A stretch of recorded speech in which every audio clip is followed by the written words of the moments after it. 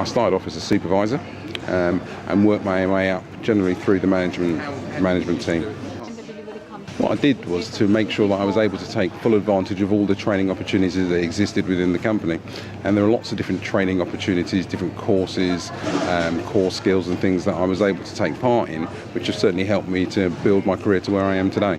I know that in terms of, I see myself as a bit of a mentor for lots of other people as well, to see what I've managed to achieve and other people in the same sort of background as me. So I've personally got an interest in making sure that everybody has an opportunity to progress within the company and to be the best that they possibly can be.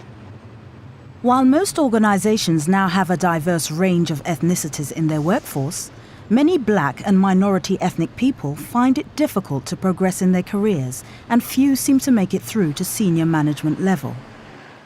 There is a lack of role models for a start, and also another real barrier is that people don't always feel that they've got the skills, the knowledge to be able to go out and do those roles.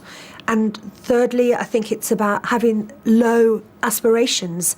Of course, there are other barriers, such as having the relevant skills and knowledge. Although qualifications, I feel, is not such a barrier. I think having the hands-on experience is so important. And if you don't have that hands-on experience, which is what people are looking for, it's more than just having the qualifications. If black staff don't have access to that, you're not going to get the upward progression. Some organisations are introducing positive action schemes which use mentoring, shadowing and networking to level the playing field. The Black Leadership Mentoring Programme has really changed lives, and it's created a greater understanding on both sides.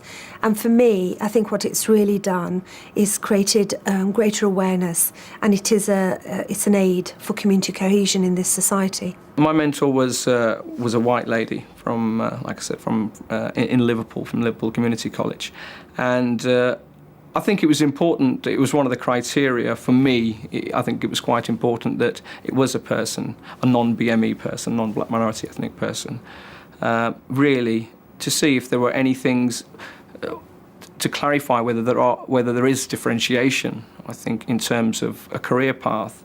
And so it was interesting to see how my mentor, how their career had progressed, being a non-BME person.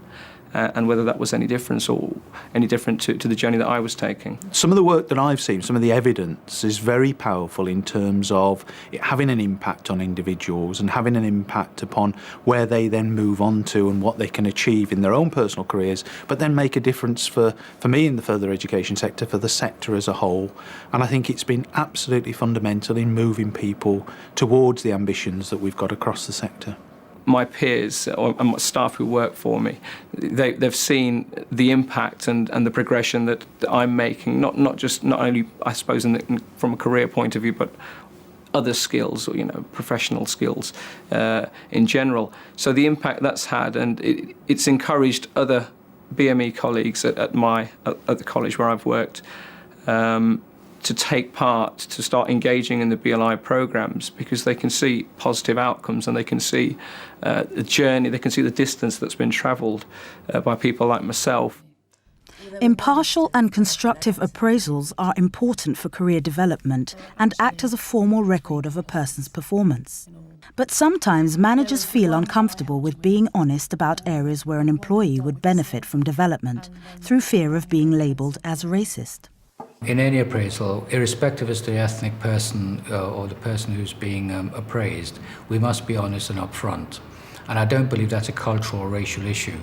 I think it's important that the appraisee understands where the weaknesses are, but the appraiser must be supportive by giving suggestions of finding a solution to that. There is a fear, and a lot of research has been done on the Metropolitan Police, etc., for instance, about the fear of managers actually being open and upfront with black and ethnic minority employees about their strengths and weaknesses. But I think it's important that employees of any ethnic background is fully aware of where their weaknesses are. But we must be supportive in suggesting ways of addressing those weaknesses. Again, it's about sitting down with people and saying, look, this is what I expect from you, and this is what I'd like us to be able to achieve. And these are things I'm going to pick you up on. Black workers' groups are a means through which employers can support staff in developing networks that will benefit their career development.